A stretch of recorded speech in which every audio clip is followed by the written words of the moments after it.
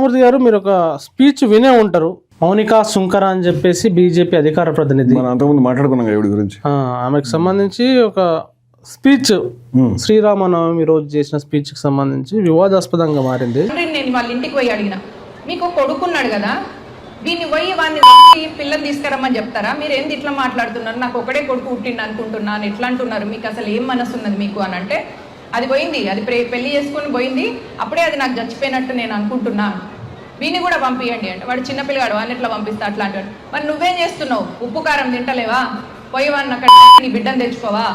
ఒక రుణానుబంధ రూపేణ పశుపక్షి సుతాలయం అని చెప్తారు. అంటే రుణానుబంధం ఉంటేనే మనకు పిల్లలుగా, భార్యగా మన ఇంట్లో ఒక ఆత్మ తిరుగుతుంది, అంటే ఒక మనిషి తిరుగుతాడు. అట్లాంటప్పుడు ఒకరికి కష్టం వచ్చినప్పుడు, ఒక కష్టంలో ఉన్నప్పుడు నువ్వు నీ కూతురు కోసం వాడిని వచ్చేంత దమ్ము ధైర్యం లేకుండా ఎందుకుంటున్నారు? కత్తి పట్టుకోవడం భయం అవుతుందా? కర్ర పట్టుకోవడం భయం అవుతుందా? ఇట్లాంటి పని చేస్తే వైలెన్స్ని ప్రోత్సహిస్తున్నారా? మీరు లా అండ్ ఆర్డర్ని డిస్టర్బ్ చేస్తున్నారా అని అంటారు. Law and order disturb secondary, అది ఒక అడ్వకేట్గా, ఒక లాగా అది డిఫరెంట్ విషయం. కానీ ఒక తండ్రిగా మీరు అట్లా వెళ్ళి ఆ కుటుంబాన్ని, నీ బిడ్డ నువ్వు తెచ్చుకుంటే నువ్వు ఒక 100 మందికి ఆదర్శంగా అవుతావు. 100 మందికి ఈ విషయం తెలిసినప్పుడు 100 ఆడపిల్లలు బతుకుతారు. మరి చేయడానికి ఏం ఆపుతుంది? ఎన్ని రోజులు బతుకుతాం ఇక్కడ? 1000 ఏళ్ళు బతికేది ఉందా? 1000 సంవత్సరాలు బతికేది ఉందా? బతికి ఏం చేస్తాం? మనం ఒక పని చేసినాము అంటే నలుగురికి ఉపయుక్తంగా ఉండాలి. కాబట్టి మన అమ్మాయిని కాపాడుకోవడం కోసం వాడిని అయినా తప్పు లేదు. అట్లయితే శ్రీకృష్ణుడు భగవద్గీత ఎందుకు చెప్పిండు అర్జునునికి యుద్ధం చేయమని? అధర్మం జరుగుతున్నప్పుడు శక్తిహీనంగా, చేతగాకుండా చేతులు ముడుచుకొని కూర్చున్నాడు భీష్ముడు. కాబట్టి భీష్ముడు చివరికి అంపశయం మీద పడుకున్నాడు. కాబట్టి మన అమ్మాయి ఎవరినన్నా అట్లా తుర్కోలు ఏరుసుకొని వెళ్ళిపోతే వాడిని లేపేసినా తప్పు లేదు. అదే ధర్మహింస తథైవచ. ఏదైతే మతాంతర వివాహం చేసుకుంటే వెళ్ళి చంపేయాలి అని చెప్పేసి అనడాన్ని ఎట్లా చూడాలండి? మీరు నాకు వినిపించినటువంటి ఈ 4 వాక్యాలే దానికదే ఆవిడ అరెస్ట్ చేయడానికి సరిపోతాయి. అంటే చట్టం అయితే ఆ విషయంలో క్లియర్గానే ఉంది. ఇప్పుడు మనం గతంలో చూసాము ఈ రకమైనటువంటి కులాంతర మతాంతర వివాహాల మీద ఏ రకమైనటువంటి దాడులు జరిగినాయి అనేది. ఆవిడ ఇందాక మీరు చెప్తున్నప్పుడు నువ్వు చూసి 100 మంది ఇన్స్పైర్ అవుతారు. 100 మంది దేనికి ఇన్స్పైర్ అవుతారు? చంపడానికి. అంటే 100 మంది కూడా చంపేయాలి. ఆ 100 మందిని చూసి ఈవిడ లెక్క ప్రకారం 100 × 100 10,000 మంది ఇన్స్పైర్ అవుతారు.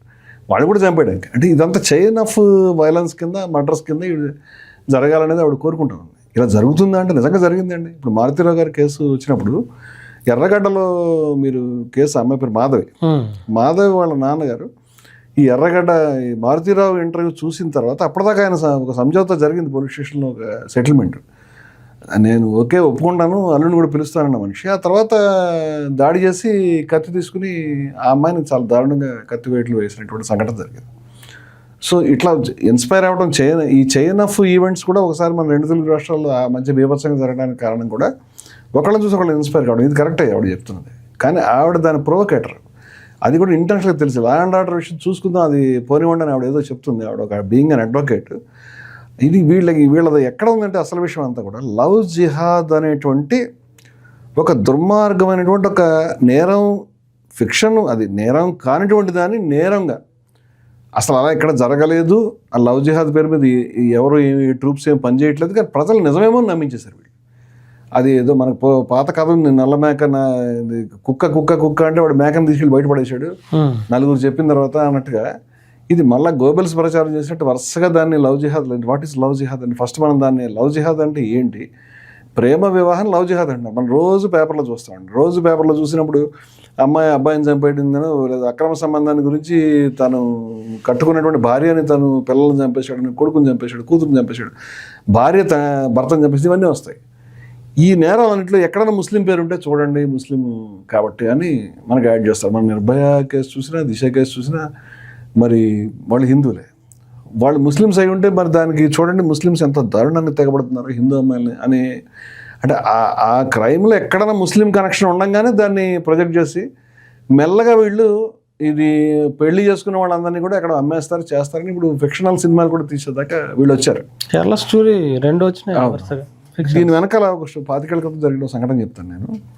అంటే అభ్యుదయవాదులు కూడా దీన్ని చెక్ చేసుకోవాలి. ఇది మీకు ఈ పుస్తకం మేము వేసాం, ఈ జై భారత్ పబ్లికేషన్స్ తరఫున. ఇది షేక్ యూసుఫ్ బాబా అని స్కై బాబా అంటాం, మీరు విని ఉంటారు ఆయన గురించి. ఆయన సుల్తానా అని ఒక కథ రాశాడు. ఈ సుల్తానా అనే కథ ఏంటంటే, సుల్తానా అని ఒక అమ్మాయి ఉంటుంది. ఆ అమ్మాయిని రామారావు పెళ్లి చేసుకున్నాడు. రామారావు పెళ్లి చేసుకుని ఆమెను బెల్ట్ పెట్టి కొట్టి చాప పెట్టి హింసలు పెట్టాడు. ఇంకో సుల్తానా ఉంది, ఆ సుల్తాన్ అప్పారావు పెళ్లి చేసుకున్నాడు, ఆయన ఈమెను అమ్మేశాడు. ఇంకో సుల్తానా సుబ్బారావుని పెళ్లి చేసుకుంది, ఆయనేమో ఈమెను పట్టుకుని రోజు ఎక్కిరించి వివక్షలు చేసేవాడు. ఇంకొక వెంకట్రావు ఆయనేమో తగలబెట్టేశాడు. ఇది 4 పేజీలు కథ రాశాడు. నీతి ఏంటంటే సుల్తాన్ ఒక మెటఫర్, ఒక ప్రతీక. ఒక ముస్లిం అమ్మాయి ఒక హిందువుని పెళ్లి చేసుకుంటే ఆమె దారుణమైనటువంటి కాన్సిక్వెన్సెస్ ఫేస్ చేస్తుంది. ఒక రకంగా చెప్పాలంటే లవ్ జిహాద్ అది. కానీ ఈటనమాట హిందువుల మీద ఆరోపించేది. దాన్ని నేను విజయవిహారం నడుపుతున్నప్పుడు ఈ కథ రాగానే దాన్ని అభ్యుదయ పత్రికలు ప్రింట్ అయింది. నేను దాన్ని చూసి నిర్ఘాంతపోయి, ఒరే హిందువులకి ముస్లింలకి కలిపేటువంటి ఒకే ఒక బ్రిడ్జ్ ఈ మతాంతర వివాహాలు అనేది, దాన్ని కూడా నిప్పెడితే ఇంక 2 కమ్యూనిటీస్ కొట్టుకు చావాలని, ఏంది ఇది దారుణం అని నేను దాన్ని ఖండించాను. ఖండిస్తే నా మీద ఆయన నాకేమైనా సమాధానం రాస్తే నేను నా పత్రికలో వేసుకున్నాను. ఆయన నాకు సమాధానం రాయలే. ఓ సభ పెట్టారు నా మీద. దీనికి ఐలయ్య గారు, కె శ్రీనివాస్ లాంటి కొంచెం పేరు ప్రతిష్టలు ఉన్నటువంటి అనేక మంది వచ్చి మా మీద నిప్పులు జరిగి ఒక చిన్న బుక్లెట్ వేశారు. దానికి నేను వెంటనే విజయవిహారంలో భారీ కౌంటర్ ఇచ్చాను. ఎంటీ ఖాన్ గారు వచ్చే సభకి ఆయన సపోర్ట్ చేయలేదు. తప్పు మీరు చేసిందని చెప్పాడు వాళ్ళకి. మిగతా వాళ్ళంతా అటే ఉన్నారు. ఈ 11 మందికి జవాబని మేము ఇప్పుడు విజయవిహారంలో వేసాం. అది చాలా ఫేమస్. ఆ తర్వాత వాళ్ళ డాక్యుమెంట్ పంచడం మానుకున్నారు. ఇప్పుడు దాని విజయవిహారంలో వచ్చినటువంటి 2 ఆర్టికల్స్ని నేను బుక్లెట్ కింద వేశాను. ఇది ఇప్పటికి లక్షల మందికి రీచ్ అయింది.